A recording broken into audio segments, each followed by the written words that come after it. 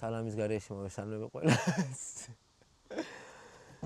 რამდენი მინახია დახეული ნასკით და გლიჯილი ბოტასებით, მაგრამ მაგარი თესლი BMW-დი.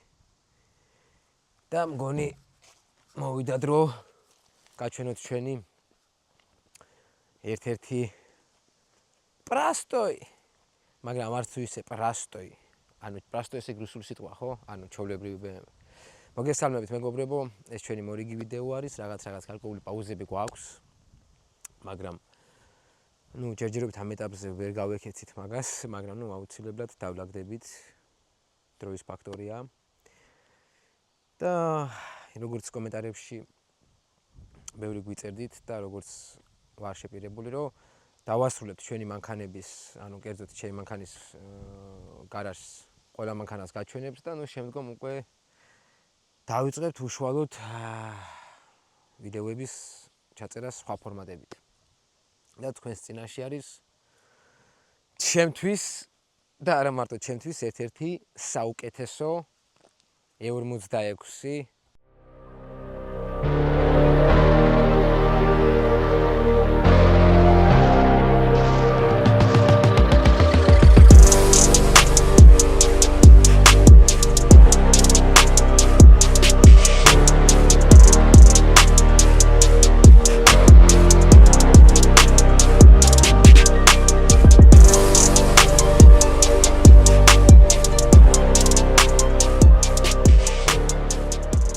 320 და საუკეთესო რატომ არის, მაგასაც მოგიყვებით. უკანა კადრში თქვენ ხედავთ ჩვენ სტუმარს, სამწუხაროდ ვერ მოვიშორეთ, მაგრამ არა უშავს, ჩვენთან ერთად იქნება კადრში. ვეცდებით მე უფრო ხშირად გამოჩნდე, ვიდრე იქეთ უკანა პლანზე. დავიწყოთ ახლა და რა მინდა რომ მოგიყვეთ. ეს არის ჩვეულებრივი E46 320. აპა, M3-ის საშუალება სად არის? Wait a minute. Liar! მეგობრებო, ეს არის გზეტა 2002-იანი. BMW 46 ჩემთვის საუკეთესო ფერში. ჩემთვის დიდი ოცნება იყო იმენა ეს ფერი E46 მყოლოდა რა და როგორც ჩაგვივარდა ეს მანქანა 1-2 სიტყვით უცებ გეტყვით. ეს მანქანა მინდოდა დაახლოებით შემეძინა 1-7 წლის წინ. შემთხვევით ვნახე ერთ-ერთ ქალაქში. მაგრამ ისე გამოვიდა რომ რა თქმა უნდა ჩემთვისაც რო ეგრე ეკითხა ადამიანს და უბრალოდ გამლეს რომ ხომ არ ყიდიო, რა თქმა უნდა არც მე არ გავყიდიდი მით უმეტეს იმ პერიოდში. ეხლა ხო ვაფშე აღარ გავყიდი და არ გავყიდი. და შემთხვევით ისე მოხდა სიტუაცია, 7 წლის მერე შემთხვევით დაიდო ეს მანქანა და რა თქმა უნდა კი ხედავთ კადრში შევიძინეთ, ვიყიდეთ და არის ახლა ჩემს ავტოფარეხში ესე რო ვთქვათ. ბევრ საუბარს არ დავიწყებ, ანუ არ მინდა კონკრეტულად ამ ვიდეოში რაღაც სერიოზული დანიშნულება მივცე ამ მანქანას, იმიტომ რომ ყველა მიცის E46 ზოგადად. რა ძრავი არის, ანუ 3-0, როგორი არის, ანუ მაგაზე ახსნას არ დავიწყებ და ყურადღების გამახვილებას არ დავიწყებთ. და კიდე ერთი რაზეც მინდა გავუსვა ხაზი, ახლა დისკებზე კომენტარებში ძალიან გთხოვთ არ დაიწყოთ, რომ აუ მაგ დისკებს უეჭველი გადავყრიდიო და რაღაცაო, ვიცი მესმის, მაგრამ ვართ რაღაც კონკრეტული დისკების მოლოდინში და აუცილებლად დისკები შეიცვლება. ამიტომ იქ ბევრი ბოღმის გუდარო არის და კლავიატურის დვიჟენიებზე ხარ გვინდა დაწერა რომ ეს დისკებია და გადავყაროთ და რაღაცა. დისკები აუცილებლად შეიცვლება უახლოეს მომავალში და თქვენ თუ გაქვთ სურვილი, მხოლოდ შეგიძლიათ დაწეროთ კომენტარებში თუ რა დისკები დაყენდება ამ მანქანაზე. ოღონდ არქივს უნდა გქონდეთ გამოწერილი აუცილებლად. 1-2 სიტყვით უცებ რა გეტყვით ამ მანქანაზე რა ხდება. ეს მანქანა ვიყიდე თითქმის ესეთი რა, როგორც ხედავთ კადრში, მაგრამ ძალიან ბევრი წვრილმანი დეტალი ამ მანქანაზე შევცვალეთ. პირველ რიგში დავაყენეთ ამ დახვრეტილი აპორნები. ეს აპორნები არის კონკრეტულად ZHP აპორნები, მოყვება ქარხნულად ესე. 4-ვე არის ZHP აპორნების სისტემა, გაგრილება, რა თქმა უნდა, ყველა მიცით დახვრეტილი აპორნები, უფრო კარგი, ანუ არ ხურდება მარტივად და თავის მომალეობას ასრულებს უფრო საუკეთესოდ ვიდრე ტრინოლები, ესე რომ ვთქვათ რა. ასევე დავაყენეთ ერთ-ერთი რა ვიცი, ჩემთვის ყველაზე ულამაზესი ემისარკეები არის ორიგინალი. ასევე ძალიან ბევრ დეტალს შევეხეთ ძირითადად ჩვენ ინტერიერში, ნუ ინტერიერზეც გადავალთ, მაგას 1-2 სიტყვისაც მოგიყვებით. ეს მანქანა არის სრულიად დაუზიანებელი და რაც ყველაზე მთავარი არის, ეს მანქანა არის ქარხნულად ინდივიდუალი პაკეტი. რას ნიშნავს ინდივიდუალი პაკეტი? მაგასაც 1-2 სიტყვით აგიხსნით. ბევრმა იცის და ნუ ყველა ვინც BMW-შნიკია, ყველა მიცის რა. ანუ გარკვეული მოდელი არის გამოსული, ესე რომ ვთქვათ. ანუ არ არის ბევრი იმენა კონკრეტულად ეს მანქანა გამოსული და ინდივიდუალი ნიშნავს იმას, რომ აი რაც აქვს სხვა უმრავლეს E56-ებს, 330-ებს, იმაზე ბევრად მეტი გაცილებით ესე ეგრევე ვთქვათ, ნავაროდ გამოყვება ინდივიდუალს რა, არის გამორჩეული რა. მოკლედ ჩვენ ენაზე რო აგიხსნათ. თავისთავად აქ საჭესაც შევეხეთ. საჭე გადავკერეთ თავიდან ბოლომდე, გავაახლეთ პლასმასები, ცოტა იყო თლა ისე სახარბელო მდგომარეობაში არ იყო, გადავკერეთ საჭე. მინდა გავამახვილო კიდე ცალკე ყურადღება. ნუ ჩემთვის ძალიან მნიშვნელოვანი არის ზოგადად ეგ რა. იაპონური ემის კოვრიკებიც ჩაგვივარდა ხელში, ესე რომ ვთქვათ.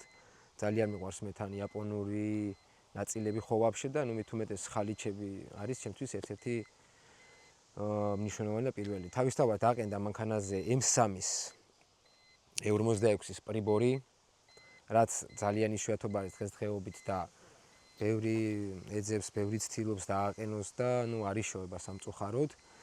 არის ნუ ძალიან უხდება აი ამ კონკრეტულ მოდელს და რაღაც წვრილმანები გვაქვს, რაც ჭირდება ამ კონკრეტულ სპიდომეტს, პრიბორს ესე რომ ვთქვათ, დაპროგრამება რა და როგორც იქნა მივიკვლიე ადამიანი, რომელიც აკეთებს მაგას და მაგასაც დავაპროგრამებთ, რომ იყოს სრულად გამართული. თავისთავად მაინც გავუსვავ ხაზს ამ კონკრეტულ მანქანაში ჩვენ შევცვალეთ დაჟე რემნები. ეხლა ნუ ვინმეს და უმრავლესობას დაჟე არც საინტერესებს რაღაცები, მაგრამ თითოეულ დეტალზე გვაქვს ყურადღება გაკეთებული. მით უმეტეს ამ კონკრეტულ მოდელს ქონდა მექანიკური სიდენიები. მექანიკური სიდენიები მომენტ და ერთ მხრივ ცუდი არ არის, ანუ უფრო სწრაფი არის, ანუ მორგებაში, მაგრამ ამ კონკრეტულ სიტუაციაში ჩემთვის პრიორიტეტი მაინც ელექტროსიდენიები არის. და თქვენ კადრშიც გაგახედავთ, რომ თავიდან ბოლომდე გადავაწყვეთ. ეხლა ეს სიდენიები არის სრულიად ელექტრო რა, აი გაბერვის ფუნქციები, ნუ ყველაფერი მუშაობს, აწევა, დაწევა, მემორი. ნუ რა ვიცი, ჩემთვის მე მაგრად მეკომფორტულება რა. არ შემიძლია კიდე გავუსვა ხაზი ერთ-ერთ მნიშვნელოვან დეტალს ჩემთვის. დაჟე ამ კონკრეტულ მოდელში დავაყენეთ ფარდა, ეგრეთ წოდებული ელექტრო ფარდა აქვს. მე შემიძლიათ დაჟე თქვენ ვიდეოში გაჩვენოთ, ისეთი არაფერია, მაგრამ ჩემთვის ძალიან მნიშვნელოვანი არის.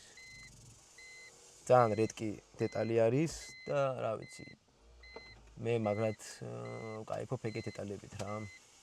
მით უმეტეს, როცა 2000-იანების მანქანას ანუ ეგეთი რაღაც წვრილმანები აქვს, სიდენიების გათბობა, ელექტროფარდა და ასე შემდეგ ელექტროსიდენიები, თავისთავად ნუ ავტოპილოტიც და კონდიციონერიც რომ მუშაობს, ეგ არის ჩემთვის ძალიან პრიორიტეტი რა, იმიტომ რომ მანქანა თუ ყავს, უნდა იყოს სრულიად გამართული.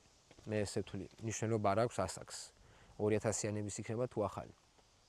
ძალიან ბევრი კომენტარები კიდე იწერება, რომ აი რატო არ ყიდულობ ანუ ახალს, ნუ რაღაც გარკვეულ მოდელებზე არის საუბარი. ახალს ყოველთვის მოასწრებს შეიძენ, ანუ უბრალოდ არის ფინანსების საკითხი, მხოლოდ და სხვა არაფერი. მაგრამ ანუ ესეთი მოდელები კონკრეტულად აი ეს მანქანა როგორიც არის გულისხმობ რას 56-ები ბევრი არის, მაგრამ ანუ ესეთი სვეჟი ეგრეთ წოდებული მოვლილი 56 ბევრი დამერწმუნებით ნახევარზე მეტი ჩემი აუდიტორია ვინც არის, ყველა მიცით როგორი რთული არის ესეთი შენახული მოდელის შოვნა რა. ჩაგახედეთ კაპოტქვეშაც ანუ აქ ახლა ბევრი განსაკუთრებული არაფერი არ არის, სხვათა შორის მინდა გავუსვა ხაზი კიდევ ერთ დეტალს, რომ არის სრულიად სტოკი, არის 3.0 ორბანუსიანი, თავის დაჟე კატალიზატორების ძედა აქვს. ბევრი ბანზე შემხდება, გზაში შემხდება, დავაჭიროთ თუ ანუ არ ვაჭერ, იმიტომ რომ კონკრეტულად ჯერჯერობით ანუ ამ სიტუაციაში დაჭერასაც აზრი არ აქვს, კატალიზატორები ზედა აქვს, თან 19-იანი დისკები აქვს და ანუ არანაირი პარაშივკა ეგრეთ წოდებული, არანაირი სტეიჯები, არაფერი არ წერია. ნუ ახლა ისაც ბევრი რაღაც არ უკეთდება მანქანა ზოგადად, რადგან ნუ ატმო არის, ტრინოლი არის, მაგრამ კარგ ჯანზე მოდის ზოგადად. არ ვიცი, არ მგონია რომ ვაფშე ზოგადად ჩავერივით თუ არა ამის გაძლიერებასთან დაკავშირებით, მაგრამ даже გამშვები კოლექტორიც სტოკი გვიყენია. სავარაუდოდ კატალიზატორებს ამოვიღებთ, რადგან ანუ მანქანას ეგრეთ უფრო ჭირდება უკვე რა, ანუ ამ მომენტში, იმიტომ რომ ძალიან მოხუცი არის ეგრე რომ ვთქვათ და ეს კატალიზატორები უკვე აკეთებს იმას, რომ ჩაიშლება, მგონი უკვე ჩაშლილი არის და ძალიან ბევრ რაღაცებს ზღუდავს, ამიტომ კატალიზატორებს ამოვიღებთ და სავარაუდოდ დაყენდება top speed-ის გამშვები და ვსვე გიქრება რა, ანუ სხვა მანქანაზე ანუ არანაირი საგაზაო მიზანი და ის არ გვაქვს რა, ჩვეულებრივად არის daily car-ი, გვინდა რომ ასე გამოვიდეთ. კვირაში ერთხელ იქნება თუ თვეში ერთხელ. მინდა თქვენი ყურადღება კიდე გავამახვილა ხამზამოკებს, ნუ გაამახვილებთ ყურადღებას შეიცვლება ერთადერთი ცოტა ისეთი დაღლილი ზამოკები აქვს და რატომ არ ვიცი, მაგრამ მაგენი უკვე ახლები გვაქვს ნაკიდი შევცვლით. და რა ვიცი, დანარჩენი ახლა ნუ რასპორკები და ეგეთ რაღაცეები კი ხედავთ კადრში, ყველაფერი უყენია, ძალიან სუფთა და აი მართლა ნატანჯი მანქანა არ არის. ასევე ანუ რა მინდა რომ თქვა ერთ-ერთი ყველაზე მნიშვნელოვანი რა, ზოგადად ყველა ვინც არის ავტომოყვარული თან აი ძველ მანქანებზე მაქვს უბრალოდ საუბარი, ესეთი მანქანები ფასდება აი ძალიან იშვიათი დეტალებით. ან როგორიც არის სალონი თუნდაც, ემის არკეები, რასპორკა და ასე შემდეგ და ასე შემდეგ. აქაც მინდა გავამახვილო თქვენი ყურადღება. ეგრეთ წოდებულ საბარგულში გვიყენია ARC-ის რასპორკა არის სრულიად კარბონის. ძალიან მნიშვნელოვან რაღაცას ასრულებს მოვალეობას, ანუ კონკრეტულ მარტო ამ მანქანაში არა, ზოგადად ყველა მანქანაში რასპორკა ძალიან საჭირო რაღაც არის, უფრო კუზავოს შეკრული არის და ანუ ეგრეთ წოდებული მანევრებში მანქანა არ აკეთებს უცნაურ გადასვლებს.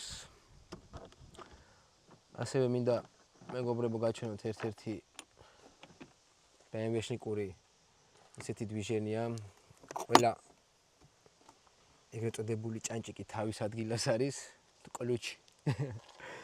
ყველაფერი თავის ადგილას აქვს, თავის საბუქსირე, ყველაფერი ნუ ეს ისეთი. არაფერი საინტერესო, მაგრამ უნდა გვეჩვენებინა აუცილებლად ამით საბარგულში. მორჩა, ხო, მგონი მორჩა. ასევე ძალიან რედკი დეტალი, სრულიად კარბონის არის ეს დიფუზორი. ძალიან კარგი aftermarket ვიხლოპი გვიყენია. რა წერია? კაჟაღაც გვიყენია. სხვათა შორის პარკინგ კონტროლებიც აქვს. ძალიან იშვიათი რაღაც არის, მეგობრებო 46-თვის. სხვა რაზე შემიძლია გავამახვილოთ თქვენი ყურადღება. გამოიწერეთ ჩვენი არხი აუცილებლად. ცოტა რაღაც პაუზები გვაქვს, რა თქმა უნდა რა, მაგას გარკვეული რაღაც პრობლემების გამო ხდება ეგრე, მაგრამ დავსტაბილურდებით აუცილებლად გავაკეთებ და ეხლა მე მგონი ბლოკირება არ აქვს სხვათა შორის. მინდა თქვენი ყურადღება გავამახვილო, მაგრამ პატარა გავკვამლავთ აუცილებლად, იმიტომ რომ ანუ არც ერთი BMW-ს ვიდეო არ მგონია რომ კვამლის გარეშე დასრულდეს. მეგობრებო, გამოიწერეთ ჩვენი არხი აუცილებლად. ნელ-ნელა ჩვენს გევიმათებით. გემშვიდობებით ამით. წაგვიკომენტარეთ თითოეულ სიტყვით.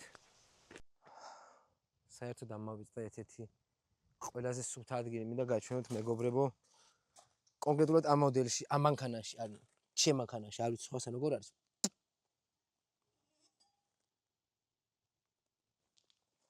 Is that?